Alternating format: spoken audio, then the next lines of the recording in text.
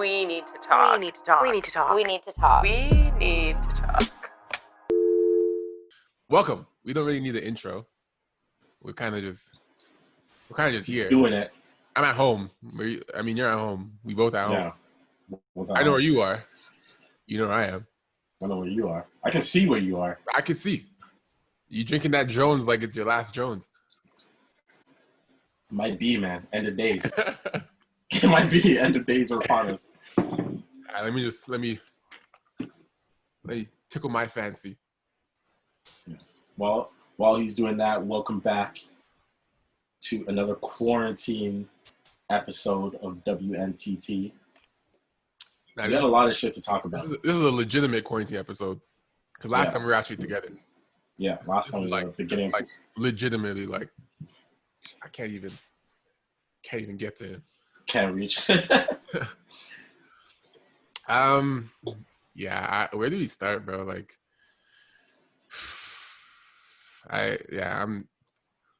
do we start with the heavy stuff? Do we start with the light stuff? Do we start with the what the fuck is going on? It's almost June and we're still in this shit. Like, where do we start? It's June. Okay. It's fucking June. What's the date today? 28th, 29th? 28th. Tomorrow's 29th. It's June. Yeah. Okay. Let's start with the Karen situation, Amy Cooper in New York. Everyone by now definitely knows what happened. I remember seeing the video and I was just like, based on my own prejudice, let me ask you this. When you saw the video, you couldn't see who the man was behind the camera. You could just hear him, right? It was just a voice. But based on the way that he was talking, did this man sound like threatening to you whatsoever? No. Okay, right? He was the most calm, like regular guy. He's just okay, call the police, sure. Like, and then when I saw what he looks like, he's even more or less threatening. And then you saw what he did for bird watching. Was he gonna do a documentary or something like that? No. The dude, it's a hobby for him. He just likes bird watching. But he was with someone. He was filming with someone, wasn't he? No, like what he was saying. What happened was he bird watches all the time, right? And when he was in that park, in part of Central Park, he told the person to put the dog on the leash. Yeah. Because he's like, there are some birds that come down to the ground, but they won't do that if there's a dog. And he's like, there's a sign that says it's supposed to be on leashes, right? Yeah. So he was there by himself, just doing what he normally does. Like he it's like a passion of his, like a hobby. So, he had the presence of mind to realize, I should probably record the situation to see where it goes. Yeah, it was just crazy to see how she literally used him being African American to call the police as a threat. Yeah, you know what I mean? It was a giant threat. I was like, oh, okay, like this is where it's gonna go.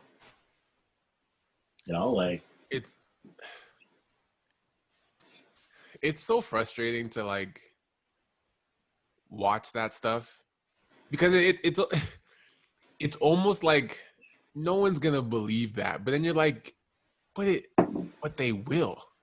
And the crazy thing is, her saying that. I had a conversation about this with my aunt yesterday, actually. And we were talking about privilege, right? Yeah. And I was saying there's layers to the privilege in a sense where it's like there's those who have privilege and they know they have it, right? Where they actually use it to their advantage. There's those who have privilege and aren't really aware of it. They feel like it's such a norm to them. They don't believe they actually have privilege. You know what I'm saying? Like they're actually like, what are you talking? It's like our lives are the same. Like, what do you mean? Like it's their reality. So they just there's no way this is a thing. They're like, they really don't know. And then there's people the third option of privilege is the ones that essentially know they have privilege, but they're not aware of how strong that is, though. Yeah. Right. So it's like the first one I was talking about was like the ones that are aware of it and they actually use it. Where they're like, you know what? I know I'm white. I know I have the privilege to be white, and I know if I say something, they're gonna believe me. Like, those are the dangerous ones, right?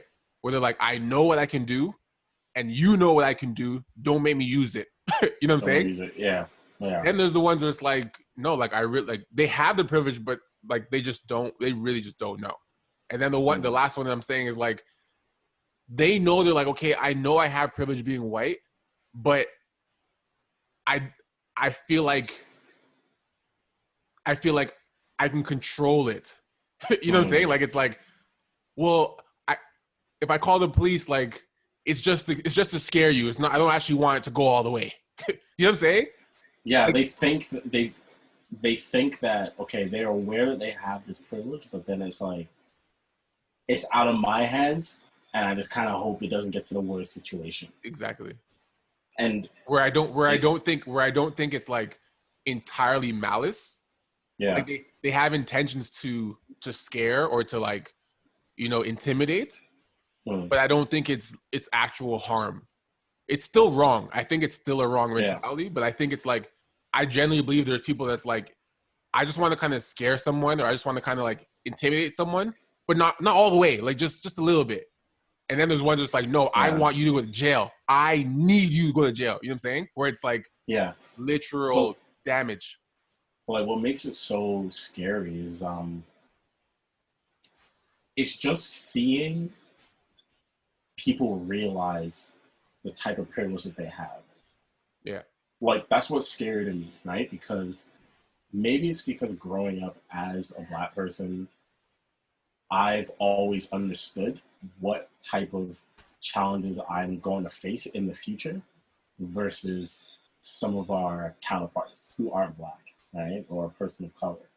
Now, what I've been seeing more and more is, and thankfully it's because of the internet, like there's this argument out there that people shouldn't be sharing or resharing shit that happens, like what happened to George Floyd, right? People say you shouldn't share that stuff over and over again because it's traumatic. Like it really is. Like and to keep seeing that image, you're like, if it's to keep seeing it, but then also there's this idea that you run the risk of becoming desensitized to it, right? Which I also understand. Yeah. But the problem is, and what you have to accept is, if those videos don't get shared, these things don't get discussed. Become national conversation. Yeah. And then because of the internet, you're getting to see how people really are, like on a more frequent basis, right? So I'm gonna show you something. I'm gonna see if you can see this actually.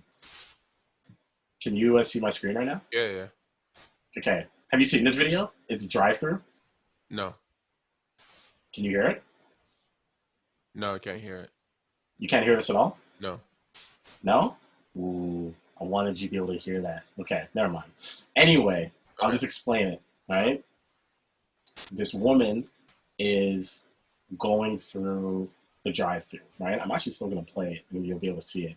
She's going through the... Just send it to me, but yeah, go on. Yeah, she's going through the drive-through, and she's pissed. Like, she's yelling at people in front. She's like, hurry up. Let me in. What the fuck? And the drive-through lady is basically saying, hey, we're short-staffed. You need to calm down. And watch what she says.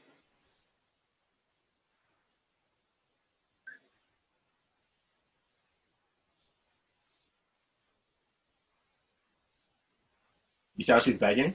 Watch. Why is she begging like this? You see what she said? Let me go back. Did she say, whoa? No, look what she said.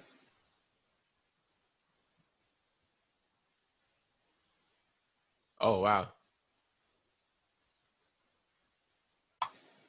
Right? What the hell is wrong with you? You fucking... Wow. So as the video goes on, people will just like, yo, did you just say that? And then she's like, She's like, no, I never said that. I never said that. Said Even though no. it was clear as day. And then she proceeds to apologize. She's like, I'm sorry. I didn't mean to say it. I'm just really hungry. So her whole justification for saying this was because she was hungry. And you're like... And that just came out? And those came out. And all that lets me know is there's a lot of people who, if they just got pushed in the right direction... They're dying to say it. That's what they would say. And I'm like, okay. Like, my problem is, given everything that's happened, I'm not trying to make this into a situation where I'm now looking at white people in my life and saying, I don't want to be friends with you guys anymore, right? Yeah. I don't want to be acquaintances with you anymore.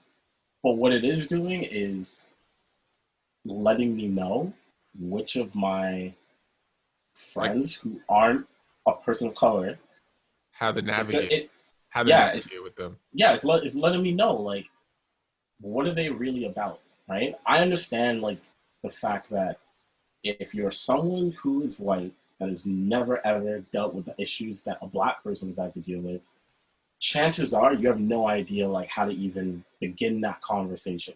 Right. But to act like because you don't go through these situations, I just shouldn't say anything. That in itself is problematic. You know what I mean? It's like we need. It's a human issue at this point.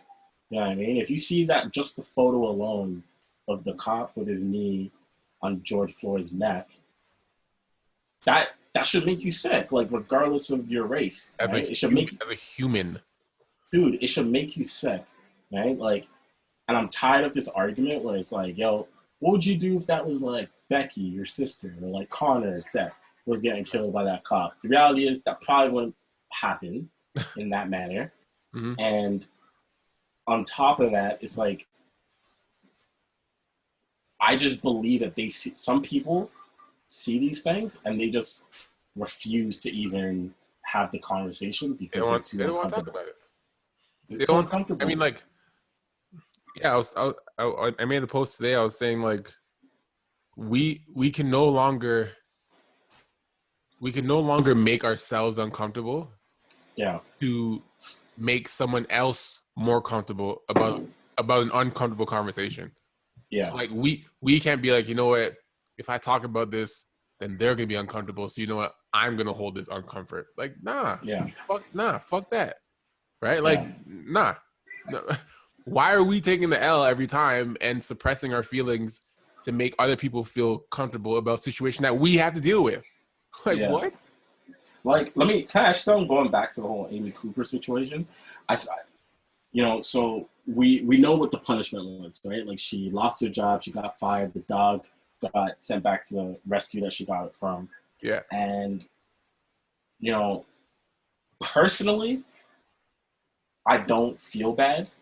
Like, I don't even know her. She's Canadian, by the way. Like, she's from Canada, which lets you know, like, this is everywhere. Yeah.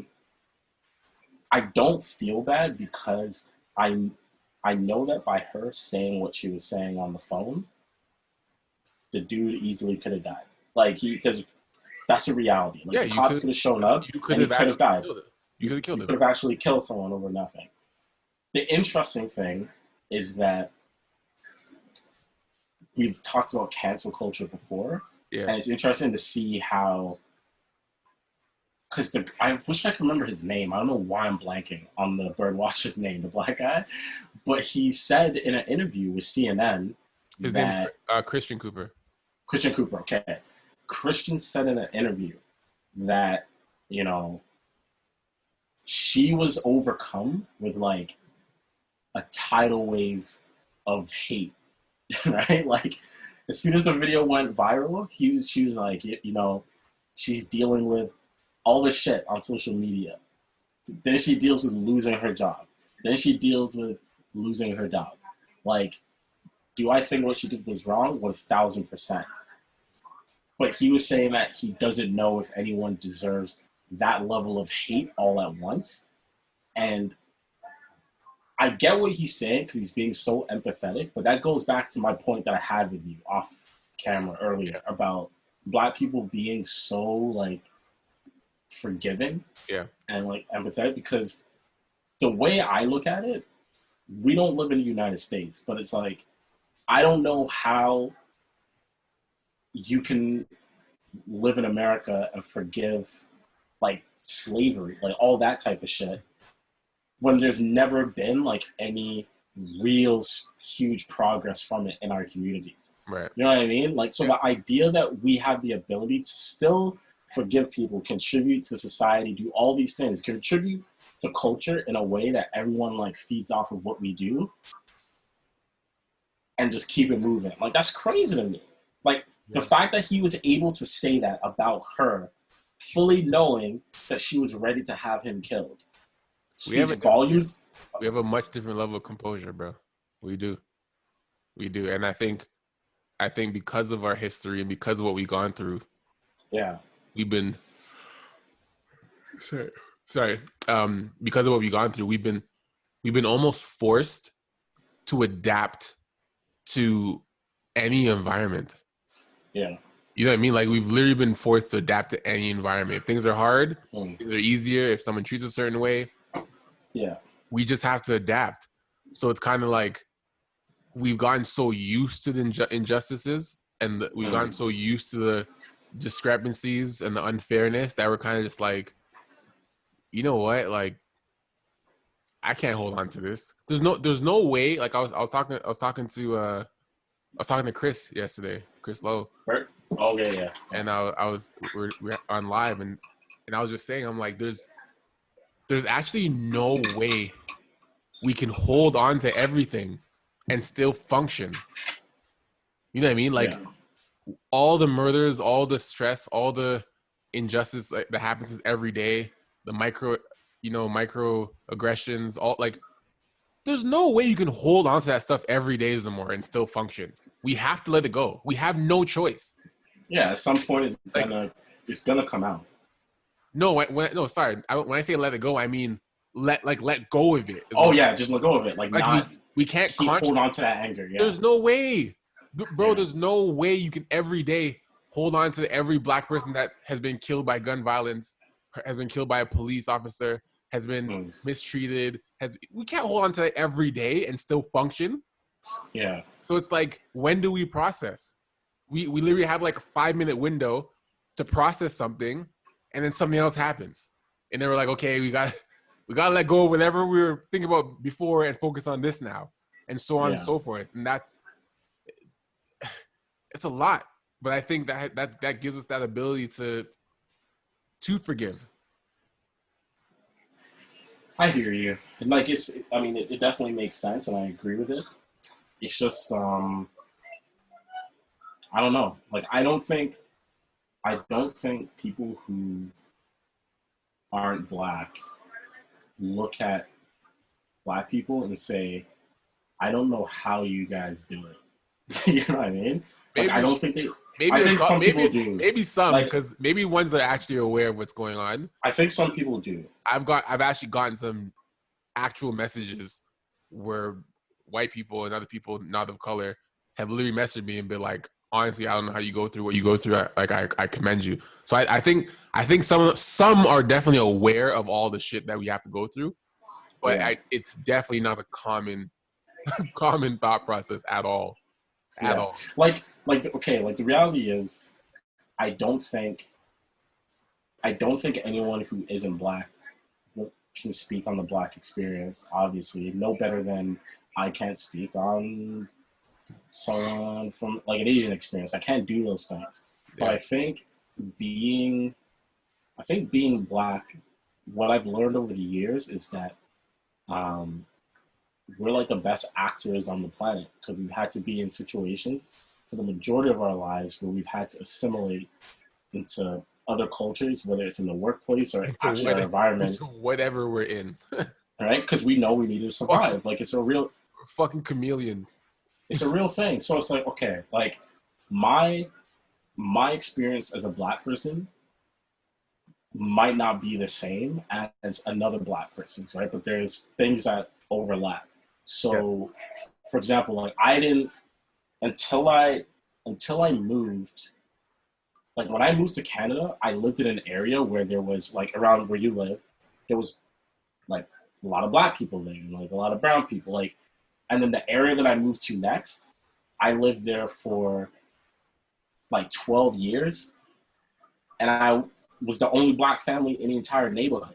And then I went to a school where I was maybe like one of 3 black kids in the entire school, and that was including me and my brother. And then I went to a high school where like all the black kids were in my grade, and there was like 6 of us. And then I transferred to my home high school, and then that's where I met Chris and Kwame, those guys, and we were still like the minority, right? So what I'm saying is like I'm not advocating for a life where it's like, yo, my people are now the majority, right? Like I'm not advocating for that. What I'm advocating is for my people are like, we're just us. Like, you don't look at us like we're minorities and use us when you want to and then dispose of us when you don't want to, because I've been forced to live in these situations where it's like I'm one of the few black people. I've become so hyper aware of what it means to be black, because I'm always surrounded by people who don't look like me that will either remind me that I don't look like them, or that you're black, or remind me that I'm black, or they'll get so comfortable with me that they forget that I'm black. Start talking reckless. You're like, forget. It's like, you don't see me? You know what I mean? So it's like I'm so hyper aware of what it means, because like I've just had to live through these situations, and what it's taught me is like I understand that a lot of these white people who have a hard time understanding why all these things are so fucked up and why we're so upset about it, I understand why they don't understand, because they've lived a life where it's like I might be the first black person they ever met. You know? Like when you went to Ottawa, right? Yeah. Thankfully, like I know there was a lot of black people there, yeah. but I know there for a fact there were probably people you went to school with, you get their first year, and you're like one of the first black people they ever met or I had a conversation with. Very possible. I know this for a fact. Because that happened to me at McMaster.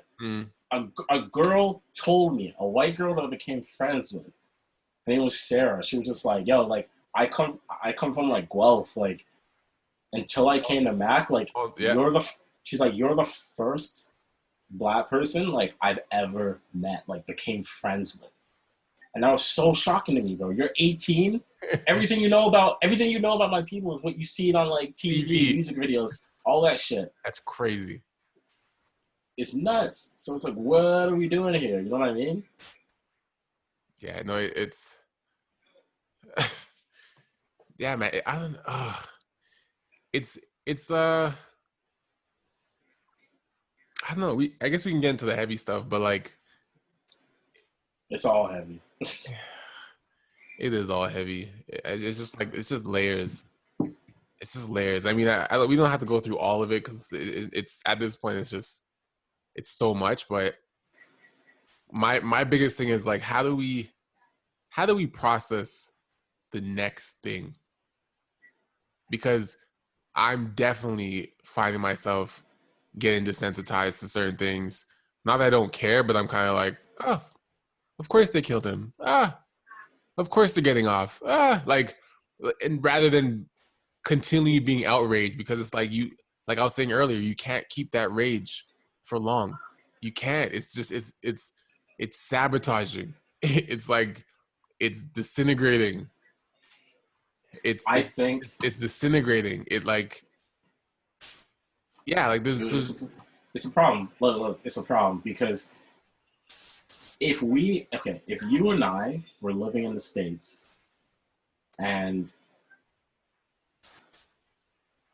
hold on, sorry, I just read some crazy shit. But anyway, if we were living in the States, right, and we were seeing the exact same things we're seeing now, I'm sure I would have a different reaction to everything going on because like all that stuff is so close to you. right? Like, even though, I mean, there's a case right now, but even though cops aren't out here in Canada on a more consistent basis fucking up black people the way they are in the States, Yeah. if I was living in America, and I'm sure that I would be saying that, you know, it's going to reach a boiling point. I think that's what you're seeing right now in Minneapolis, because, you know, to your point, for years, black people have been seeing things and dealing with things, and we've just gone about it with a mentality where, you know what, we're going to protest, we're going to do what we have to do, but I have to let go of this hate. Right? I got to let go of it. You saw that when, I think his name was Brock Turner, or whichever kid it was that shot up the people in the church, right? The 9 black people. They welcomed him into his church, and they killed him. And then I think, like, one of the mothers or whatever said that based on, like, Christianity, sorry, my cat comes up here. Based on Christianity, like, they're going to choose to forgive him, right? And that was so quick. They decided to do that. But it's getting to a point where people realize, look, we tried peacefully protesting for you guys. Like, we tried this. And what we've been seeing is people adopting this, you know, Martin Luther King mentality. Yeah. And now it looks like we might see the Malcolm X mentality. We're done. Right? I don't, like, look, I wish I could tell you that I don't condone people rioting and looting. You want to call it looting? Like, fuck out of here. You know what's looting? Like, all these billionaires that got crazy rich during COVID. Right now. Backs. Right now. Why is it that so many billionaires got crazy rich while the working class just got insanely poor? Our system is broken. And what that tells you, who's really looting? Who's looting here? We're just taking... You think Target is really hurting right now, seeing that store be destroyed? No, they got insurance. They'll be fine. Yeah. They don't give a fuck. So my thing is, like, now people are gonna see a different side of it. Like, they're gonna understand that, look, we tried your way. Yeah. We tried to be sensible. We tried to talk to you. This isn't gonna change. The fact that, no, go on. This is the done talking stage. That's it. The fact that the cop who killed George Floyd, right, had his knee on his neck, the fact that he was kneeling, I fucking hate, like, more than anything, that it happened to this guy. I hate the fact that I watched a video of this man dying the way that he did, right? I hate it so much. But that video holds so much symbolism for the fact that people in the United States of America were literally threatening to kill Colin Kaepernick, saying that he should leave the country, all these things, because he was kneeling to protest in silence peacefully. That's what he did. He was kneeling, and people had a problem with that. And you know what the cop said? Cool, I'm going to kneel on this man's neck until he dies. That's what they did. Bro. Like...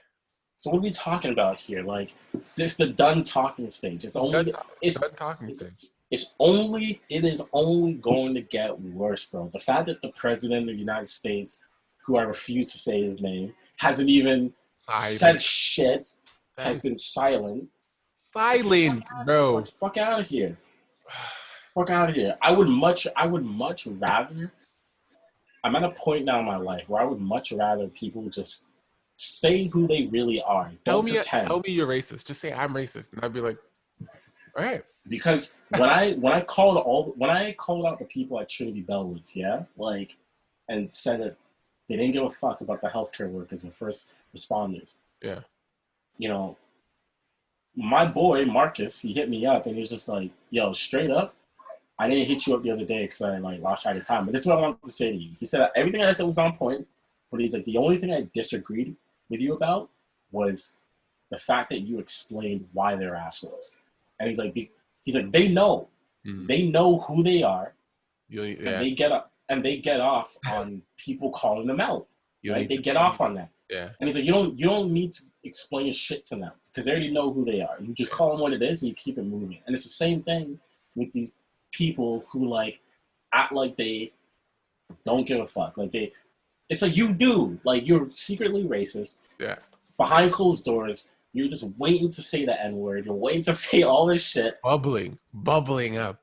Just admit who you really are. I hate this shit, bro. Like, and now in Toronto, like, it's unfortunate. Like, it's upsetting seeing our peers, right, on social media, like our black friends who are like literally getting upset because they're seeing their friends who aren't black or a person of color be so silent on this, right? And it's like, I, as a black person, have been this good person to you. I've never given you a reason to think that I fit this stereotype of a black person you have in your mind. Right. But you can't cape for me in moments like this. And it's like, I'm seeing people get called out left, right, and center, bro. Like, it's insane. And I don't think there's a problem with it. Like, I think people need to get educated, but it's the accountability, right? Yeah. And like we were talking about before, it's like not saying anything is still taking accountability for something. Yeah. You not speaking up means you are also part of the problem. It's one thing if you don't see it and not speak up. We're not talking about being ignorant or being out of sight, out of mind. We're talking about if you witness something that you personally think is a wrongdoing and you refuse to say something, you are perpetuating the same problem. Perpetuating it. Like, Perpetuating it big time. Like, look at this. I'm gonna read it to you. Do you know, I feel no ways like calling people out, right? Like, I'm not gonna like say name, but you know who, there's a photographer from our city, very prominent Asian dude, right? He just put out a story, and I'm seeing people posting on Twitter. He just got away? He posted an Instagram story, and it's on Twitter right now. I'm gonna say his name because it's on Twitter. It's Photo Will. You know Photo Will? Yeah. Okay. He posted an Instagram story saying the only race that we should care about is the human race. In fact, we shouldn't even use the word race in this sort of social context. Race insinuates a competition where there are winners and losers. And if race is defined by color, then we'll never be okay. If anything, this is a race against the clock. A race to push for change and justice before time runs out.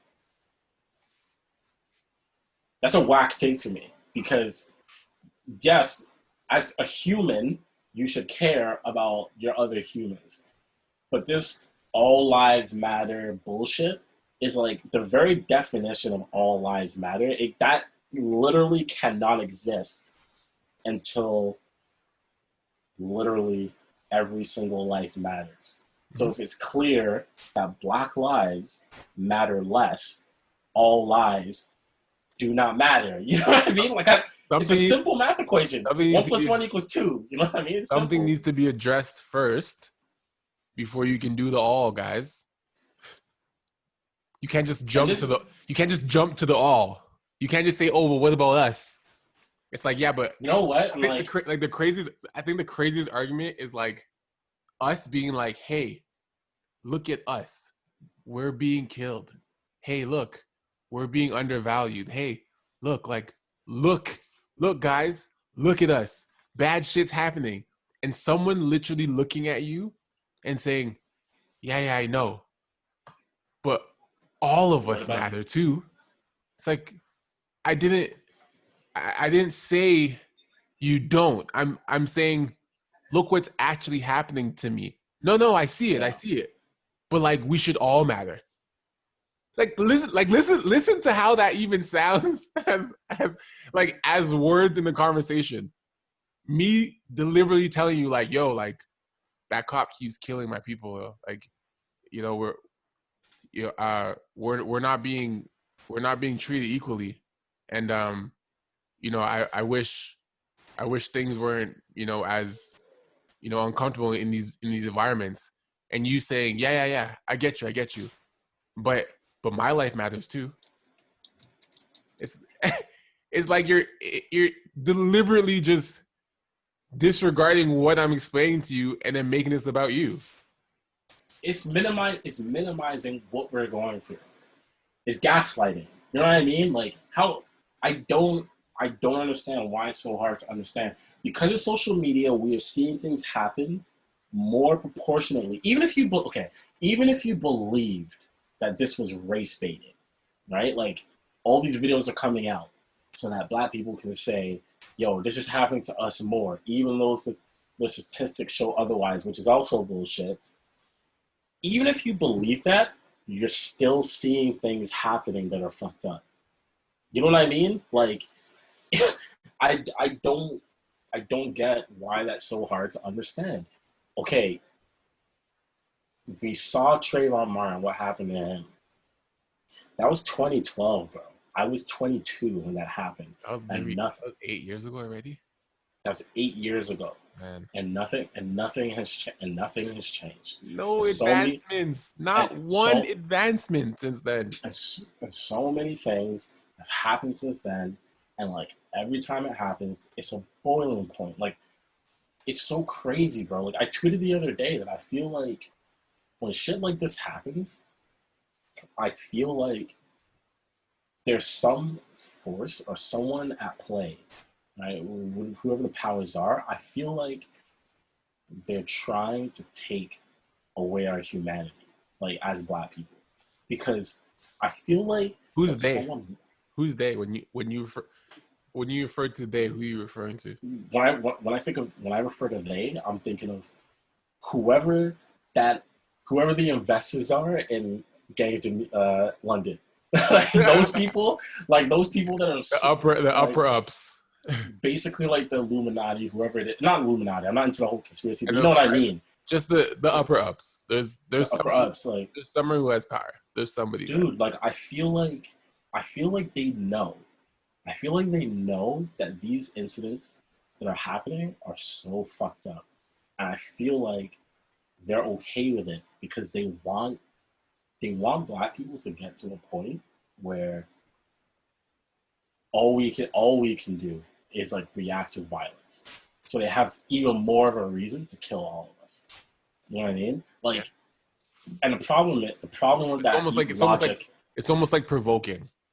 Yeah, and the problem with that logic is I think violence at times is totally justified, like what's happening in Minneapolis right now. The fact that they put all those cops outside his doorsteps, because they know that like what happened was so fucked up, right?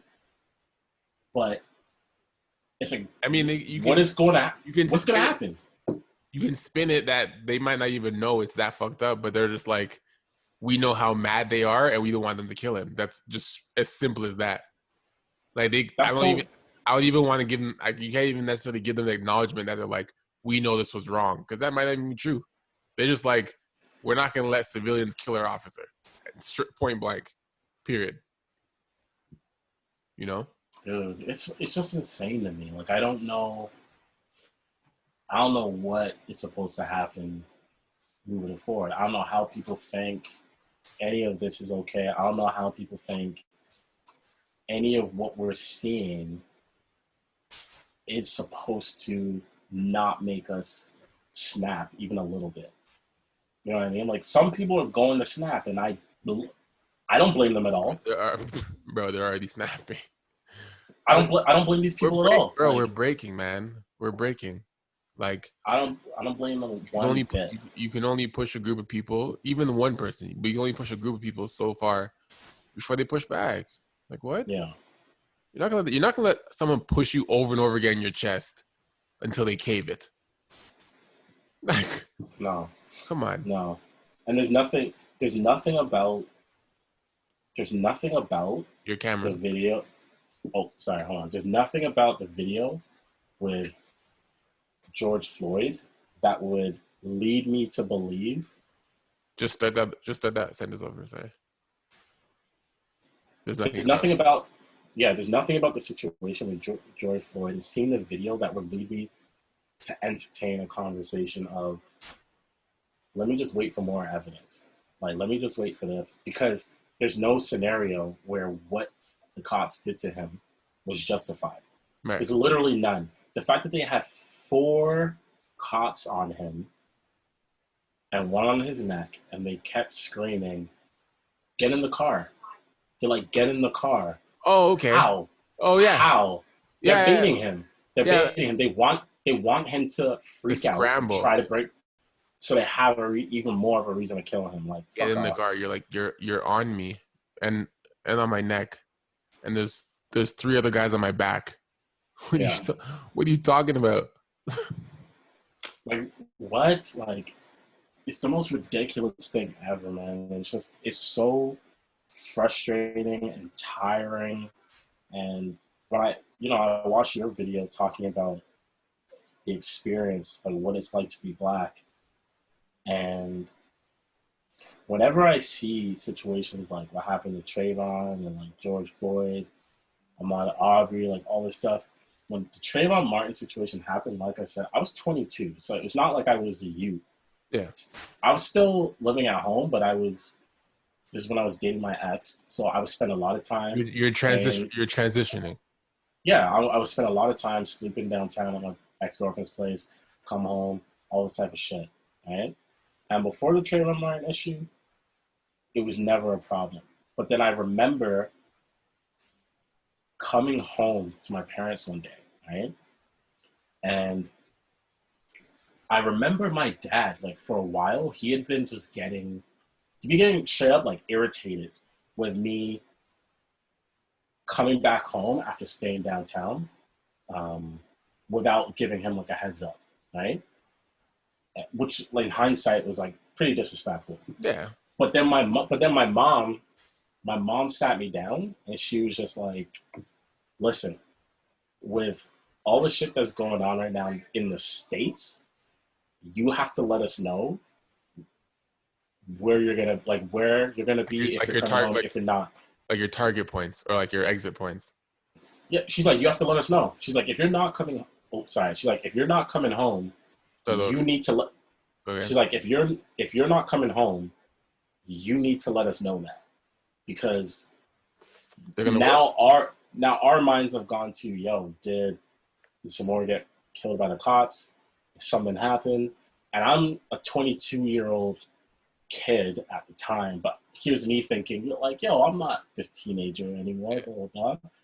And that's a reality I still live with today. Like, my mom is still making sure, she's like, yo, when you go out, make sure you're being safe, all this type of stuff.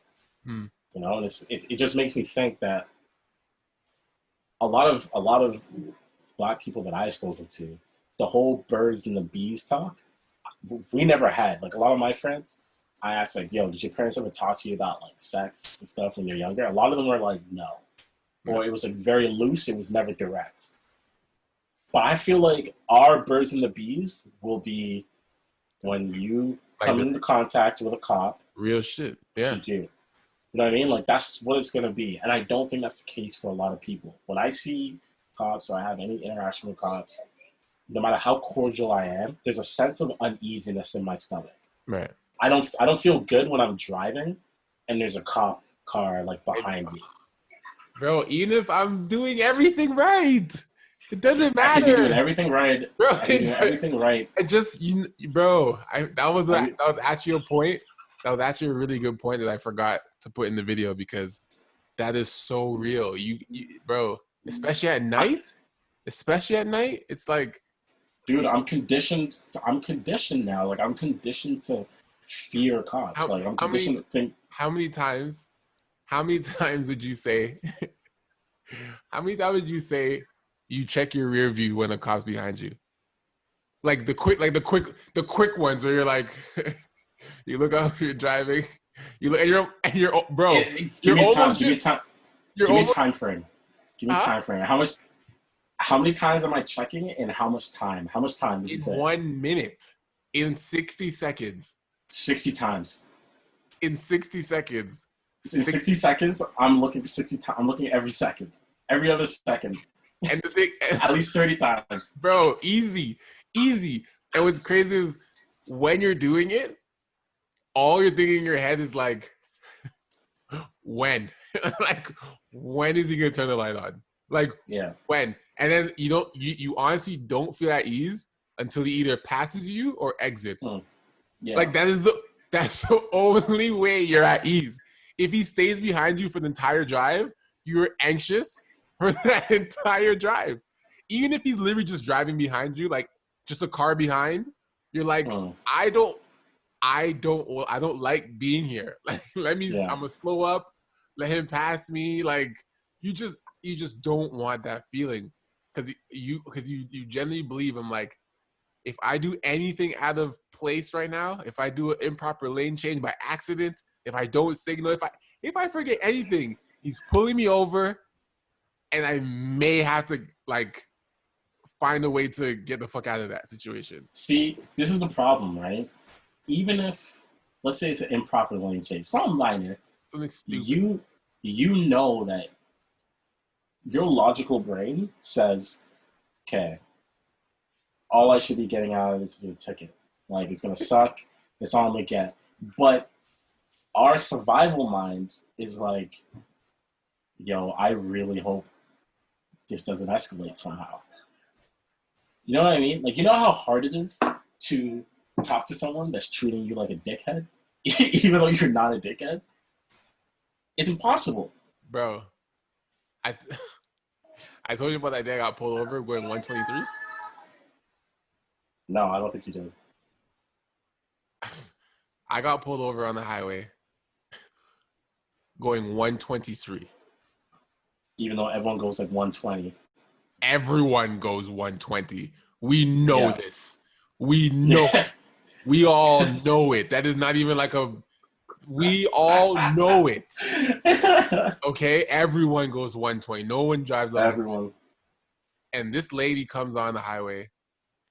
This lady cop comes on the highway. I see her come on, and I booked when she came on in my passenger side mirror, and I was just watching her. And she lane changed. Now I'm in the furthest fast lane, and I'm driving, and she lane changed. And as soon as she came onto the on ramp, I'm once they come on, you're so aware of them now at all times. You're like, I know where you are at all times. Lane changes right behind me.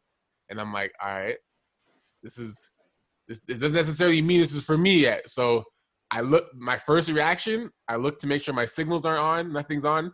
I look down, I look at my rear view, I look at my speed. My speed's at 123. I'm like, that's not speeding. Like I literally in my mind, like, I'm doing all this while I'm driving. I'm like, do I slow? Because the thing is, you don't want to slow down and just brake. Yeah. Now that's bait. It feels like you did something. Now that's sketchy. It feels like you did something. So I'm like, okay, I don't want to slow down. I'm like, let me keep my speed. This is natural. And on top of it, there's cars passing me. Like, I'm in the fast lane, there's cars passing me like in the other lane. So I'm like, I'm scared at 123, and I'm like, this is normal. Like, everyone's doing it. Some cars. She pulls me over, and I'm like, what the hell? She pulls me over. She's like, hey, where you off to? I'm to my friend's house, and she's like, oh, going a little fast there, and I'm like, what? And I'm like, what do you mean? She's like, what do you mean? Like, I'm like, no, I was, and I knew my speed, but I didn't want to, you don't want to bait yourself out. So I'm just like, I don't want to give her any numbers. So I'm like, no, I was driving with the traffic. And she's like, oh, no, I clocked you I came behind you and I clocked you at 123. And I'm like, yeah, but everyone drives 100. And at this moment is when when it really hit me that, like, we ain't shit to these people. She goes to me, she says to me, she goes, I'm like, oh, I was just driving with traffic. Like, everyone goes 120. She goes, oh, does that sign over there say 120? And I literally just went like this. I'm just seeing my license. Like, because I'm like, they want to provoke. Because what I could have easily done if I wanted to get into it was be like, no, it clearly doesn't say, like, obviously, it doesn't say 120. Like, yes, I know the speed limit's 100, but you know what I'm saying? They want you to get irritated, and then that's how they get it out of you. The anger that's out of nowhere. That's unprovoked anger. You know what I'm saying? Yeah. And what's crazy is that, like, she literally gave me a ticket for 123, and then she advised. She goes, She goes, yeah, well, here's the ticket. Like, you can fight in court if you want, but yeah, have a good day. Like, super bitchy, like just super bitchy. And I fight it. I fight the ticket. I get a court date 6 months later. Yeah, it's always late. Yeah, it's always way later. No, I know. I get a court date 6 months later. Yeah. She's there and remembers me. I get to the courthouse and she's there. I'm like, this bitch is here for a 123 ticket? Are you out of your mind?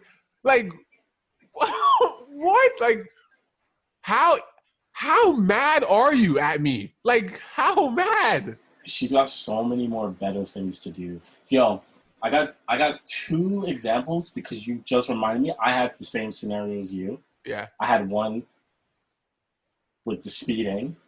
I was in like the middle lane.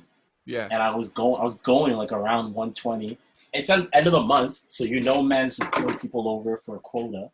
And they need their tickets. Guy pulls me over and I said the exact same thing to him. I'm like, I was going with the flow of traffic. Like when you pulled me over, there were mans going faster than me. Yeah. Like I'm going, you just so happened to pull me over. I think Jamie was in the car with me too, and I was just like, cool. So I just have to hold that L, right? But then this is the real story. Back in university, me and Chris we're gonna go to London, Ontario, to go watch. I think it was Big Sean perform, right? It was a sick concert, but like what happened was, I was leaving from Mississauga. I had to go to Hamilton to get Chris from McMaster, and then we were gonna drive to London, right? So on the way to Hamilton, driving, and I'm like, oh shit, I need gas. So I don't know when the last time it was that you drove to Hamilton, but there's like a Best Buy and like all these places that are like close before the highway to where you get on. Right? Okay. I don't remember the exact street, but I get off at that street, and I'm like, okay, there's a gas station like 3 blocks up.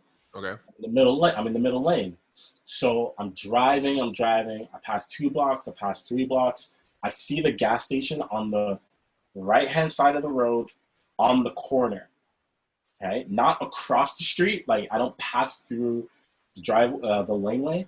It's like on my side. Yeah. So what do? I look, because I'm in the middle lane. I see no one. So then I merge into the right lane, and then I turn at the red light. So there's a green light, but I turn at the lights, and then I pull into the gas station. Okay. So I went like this, pretty much. You know what I mean? Like a box almost. Yeah. There's a box to get into the gas station. Yeah. I get to the pump, and it's one of those pumps where it's not like 2 and 2, it's just 1. Okay. So I get to the pump, and before I even get out my car, I'm like I look through my rear view, and I just see like this fucking SUV or whatever it was, literally on my ass with the car. And I'm like, about to get gas? Yeah, so I'm like, yo, what's this person doing? Like there's only 1 pump. So I get ready to get out of my car to say to the person, like, yo, like you can't wait that close. Yeah. And it's a cop, it's this woman, and she's like, she just yells, she's like, get back in your car. She's like, get back in your car. And I'm like, okay. So then I go back in my car. Yeah.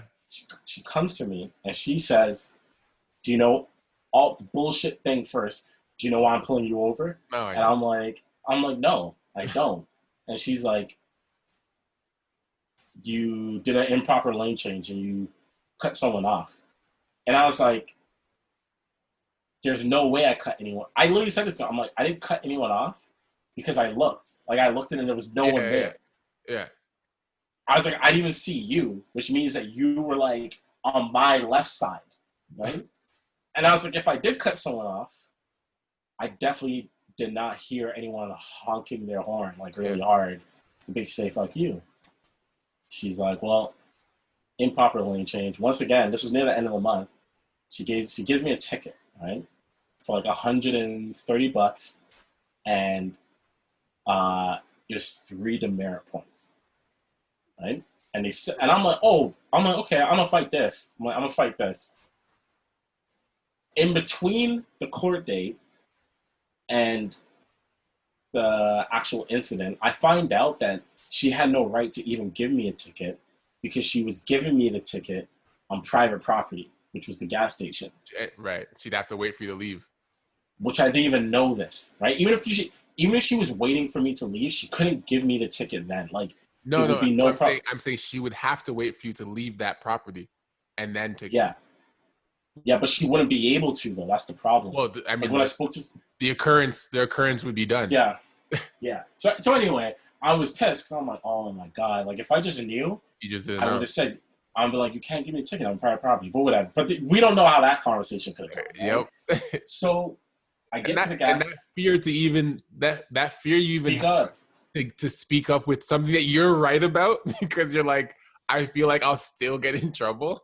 Like, Dude, so then, you know, I go to court 8 months later, by the way, 8 months later, and I'm like, yo, there's no way I'm gonna see this woman there, blah, blah. I get there, and the woman's there. I don't even recognize her when she shows up. That's how long it's been so long. You're like, I don't even know who this is. You know, so we're talking to the judge, right? And he's asking me questions, right? It's this old white dude. And the way that he's talking to me, bro, he's talking to me like he's leveling with me. Like he's like, yo, I like this. I like you. Like you're on his side. Like he's on your side. He's like, let me understand what was going on. And I told him, like, yo, I was going to pick up my friend. That's what I was going to do, blah, blah, blah. And he's like, look, I see the way that you dress and all this type of stuff. And you dress nice, like all this shit, right? And he's just like, look, I live on a street where there are kids speeding, right? Like, quite often. Yeah. And he's saying this after he just finished complimenting me. So he's like, I live on a street where kids speeding, and it's like reckless. So personally, I have no pity for people who speed and that's how and drive recklessly. Like, this guy switched, and if you could see my face in the court, I was standing there like, oh, bless, this guy's about to like get this off, and I was like, yo, like, what? He's like, I'm gonna change the ticket that she gave you, right? You're not gonna get 3 demerit points. You're gonna get 1, but you're gonna pay $180. So the fine went up, and I still got 1 demerit point. And I was like, oh. He went up. I was like, are you... I took the ticket, and I just fucking stormed out. I paid it, and I left. And I had to hold that 1 demerit point for the next, what, is it 3 or 4 years? However long that is on like your record. 3 years before it kind of gets... So the man pushed the fine up further? He's like, I'm going to give you 1 demerit point, but you're going to pay nearly 2 bills for this. And I was like, get the fuck out of here, bro. Like, what color was the judge?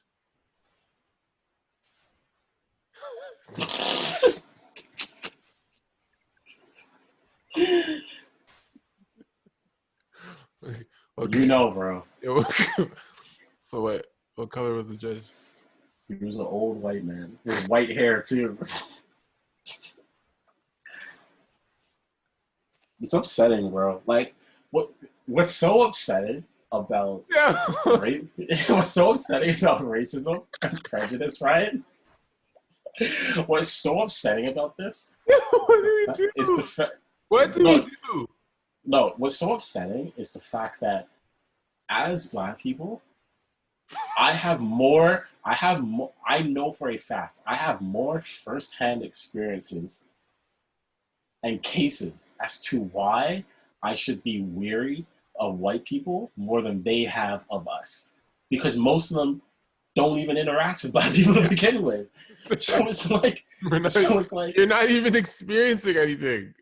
You're not even experiencing anything. But it's like, I know what it's like to be around some like rowdy white dudes. Like, bro, I know when you went to university, you probably went to a couple house parties where you're like, yo, I better not ever fall asleep around these white dudes. Ever. Like, ever. like, I'm like, no matter, I literally go to my, cause usually it's me and Warren that go somewhere. And I'm like, me and Warren are like, yo, no matter how drunk we get, we can't stay here.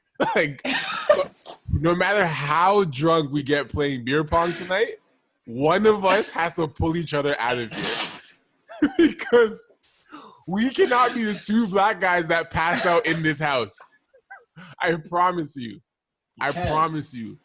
We cannot be the two black basketball players that pass out in this white guy's house. There's no way that could happen. There's no way. Yo, Tyler, Ryan fell asleep, stick a carrot up his butt. Like, what? Let me heal. Put your sack on his lips. Like, what? like, you do fucking stupid gay shit. I'm like, why are you guys doing this? why are you guys doing this? You're gonna fart in the man's eye while he's unconscious. Like I have, like tell me I'm wrong about my point. Like, no, it's true. They're scared. White people, many white people are scared of the idea of us. Yeah. Not an actual one-on-one experience with us. Yeah. It's the idea of what they've heard, or what they've seen of us. Mm. But they're typically not personal experiences. Yeah, they never are. We have legitimate personal experiences where we're like, this made me uncomfortable. The thing is, like, I think even them, they may have like a one-off, right? Like a one-off experience, whatever it is. But like I've got like countless cases, bro. Where I'm just like, yo, I can't be here.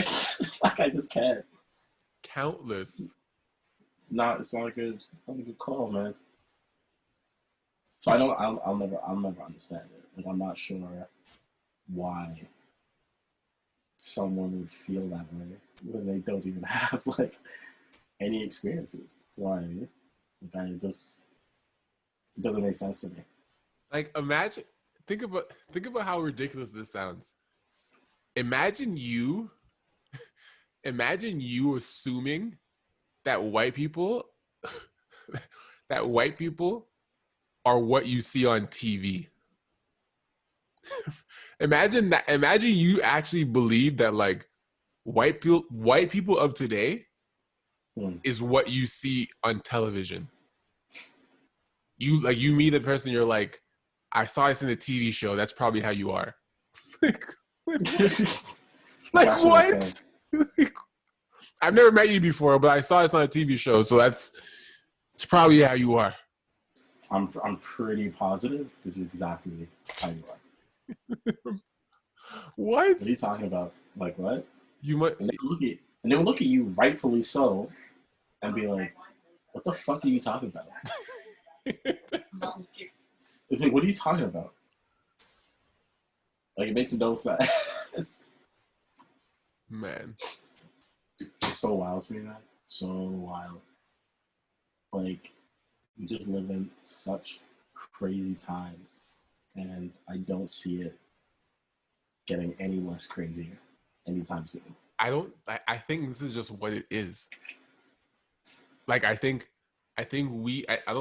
think this improves. I think this is just what it is, and we need to find a way to navigate and empower ourselves in whatever spaces that we can infiltrate.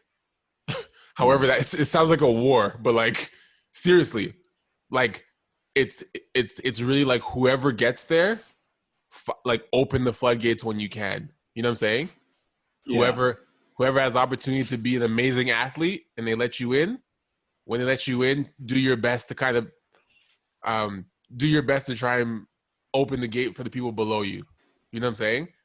If you get into the amazing acting position and you could be a director, try and bring black people in to kind of open the floodgates. And I think we have to keep doing stuff like that. You know what I'm saying? Where it's like whoever, if the one or two people get in, the onus is on them to bring the rest of the people in, because if they don't, it dies with them. You know what I'm saying? Those doors and those positions die with them if they don't expand it and give back to the community. It doesn't. Those rooms you got in don't matter because it dies with you. It'll never go further than that. You know what I mean? I totally get it, man. It's nuts. It's crazy. Like, it'll be interesting to see how the rest of this year pans out. Like, 2020 has actually been, bro. It's the start of a new decade, and it's actually nuts how crazy this year has been. It's been disgusting, bro. This year has been disgusting, and it just gets worse. And what's crazy is when you really take it in. Like, have you? I don't think you've actually taken it in yet. What I'm about to say, but when you really take it in,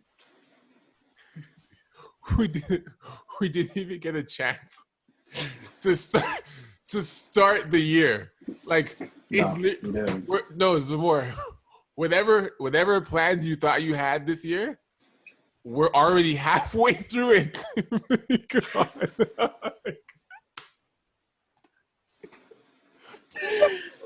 You know how crazy that is? Whatever plans you had in December, whatever plans you were telling yourself in December, for 2020, bro, 2020, when 2020 hits, I'm telling you, when 2020 hits, 2020 summer, bro, just wait. Whatever plans you had back in December, we are already halfway through the year and you haven't got to do shit. Being halfway through the year, it just seems actually ridiculous, but it's actually true. We're in June, bro, and we haven't done a thing. It doesn't even make sense. Where did 6 months? Where did 6 months go, Zamor? I'm not saying 2 months, Zamor. I'm not saying a couple. I'm saying 6 months of life is gone. We're in 2021. We're in 2021 already. 2020, we've been 6 months has been a write-off, and half of that has straight up been in quarantine, bro. Like, the world, whoever's in charge, was just like, everyone's gonna hold this L, and while they're holding this L, I'm gonna just keep feeding them L's too. like what? Like, I'm gonna kick you when you're down, and then I'm gonna stomp you, and then I'm gonna put on my Timbs, and I'm gonna stomp on you. But what's going on? I don't get it. We've actually been home for 3 months almost.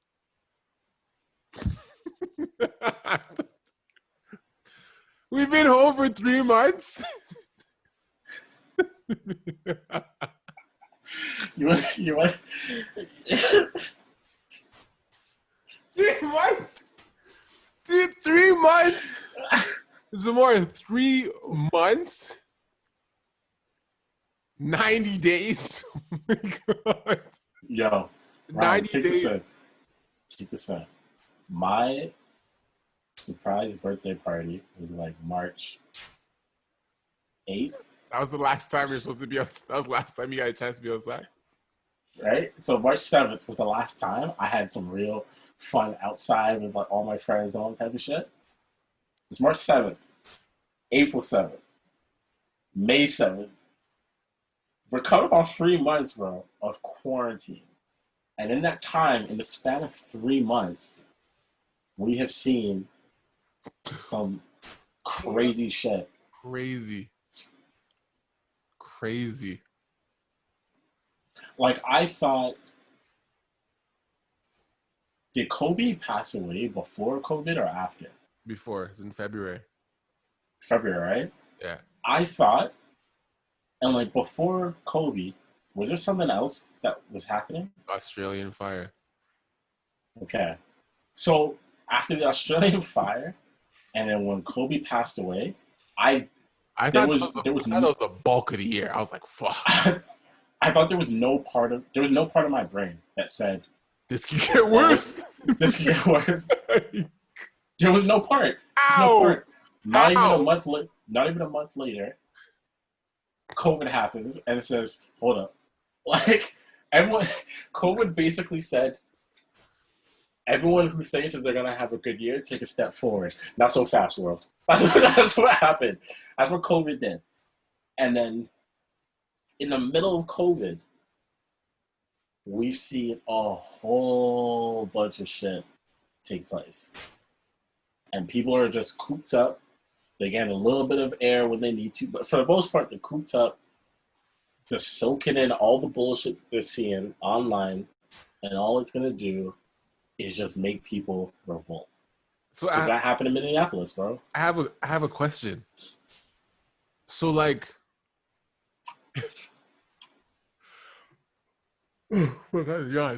sorry. Yeah, I have a question. So we're still in quarantine, correct? Yeah. So these riots that are happening, there ain't no social distancing in that. Yeah. What do you think comes from that? Because I think look, what I think comes from people not social distancing while they're rioting, I think no, they can't. They can't social distance. They're not going. They don't give a fuck. Yeah, they don't care. I think the reality is what's going to happen is we might see like people will get more sick.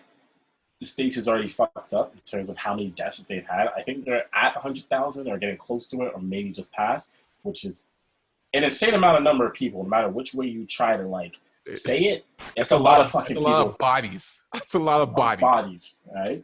So I think, yes, a lot more people are going to get sick, but I think this should be like that in itself should let people know who don't understand why they are rioting that this is very serious. Like we know there's a pandemic going on. Like this is bigger than the pandemic. They're like, we don't care.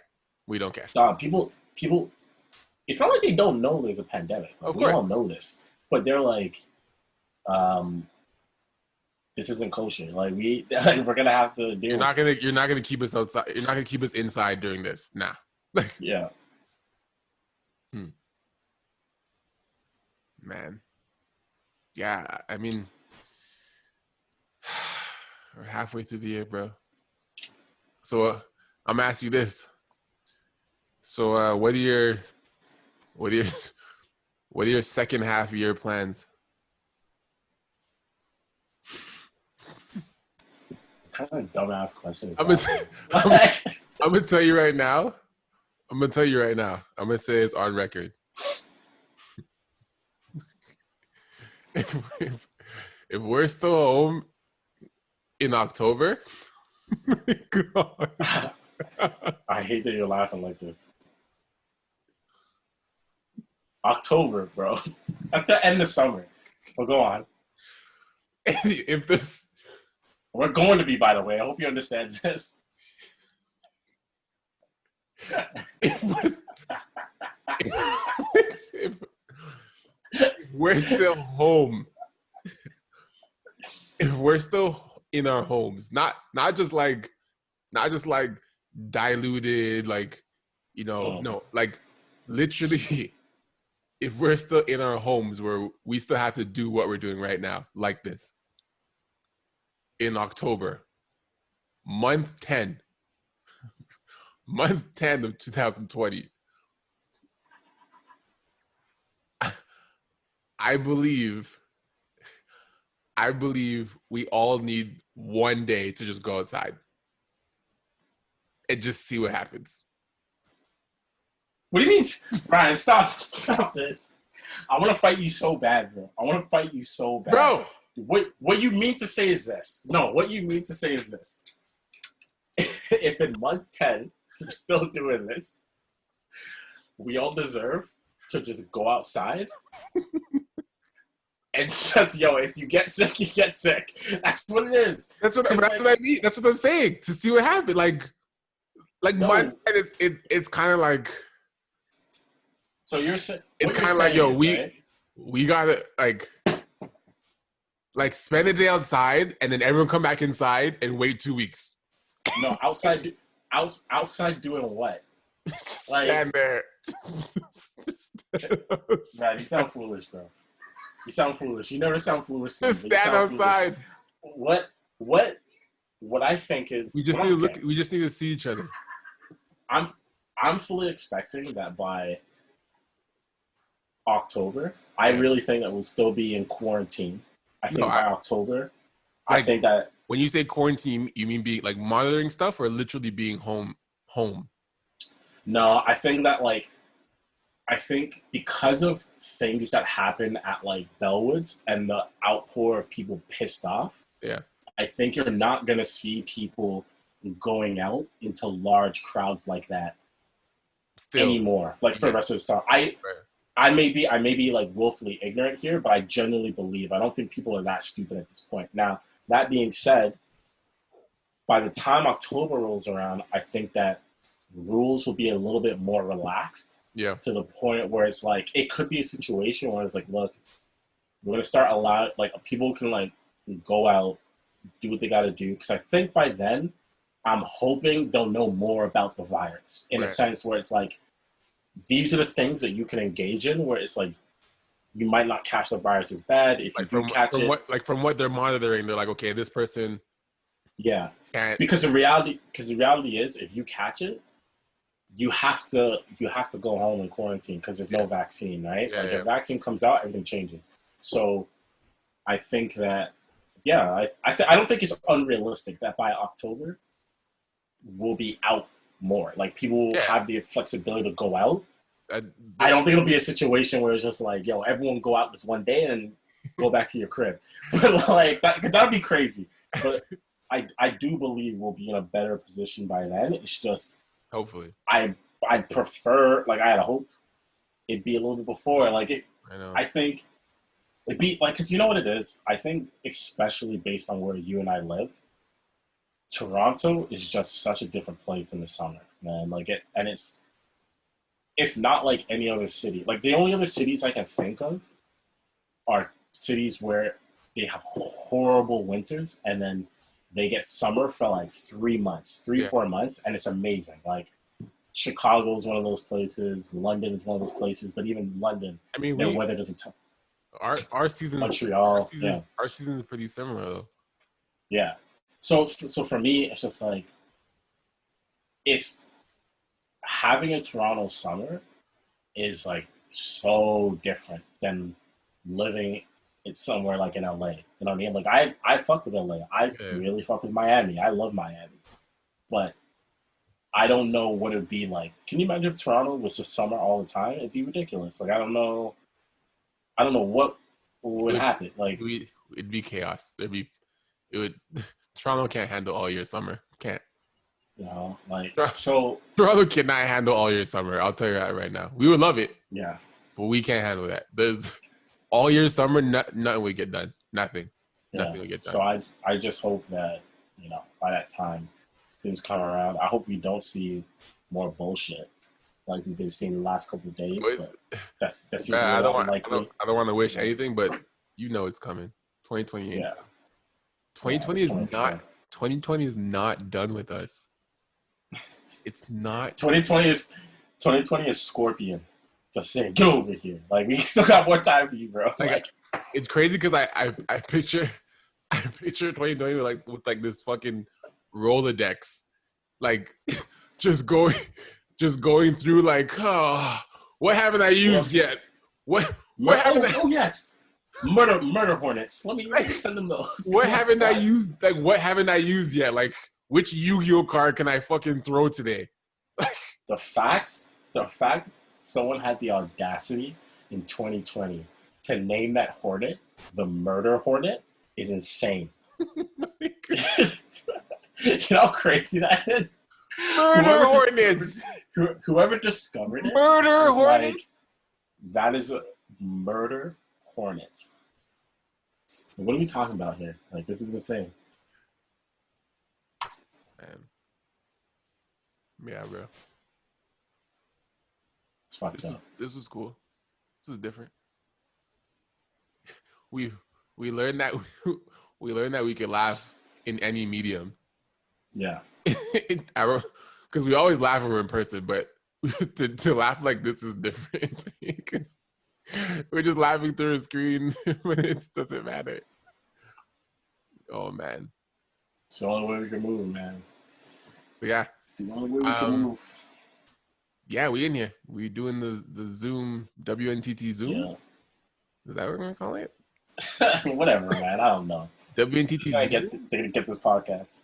WNTT Zoom? I don't know how that I sounds. forgot the name. Don't know how that sounds. WNTT Zoom. Zoom WNTT. I don't know. WNTTZ? Sure. We need to talk. Zoom edition. Whatever you want to call it.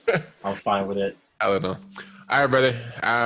You know. Yeah, we don't really need an intro outro for this. This is just us kicking it, chalking it up. Yeah. But just wanted to give everyone listening something to hear. Something to this time. Throw some little laughter in there during pure chaos and fuckery. Yeah. Enjoy. See y'all. Enjoy. Peace.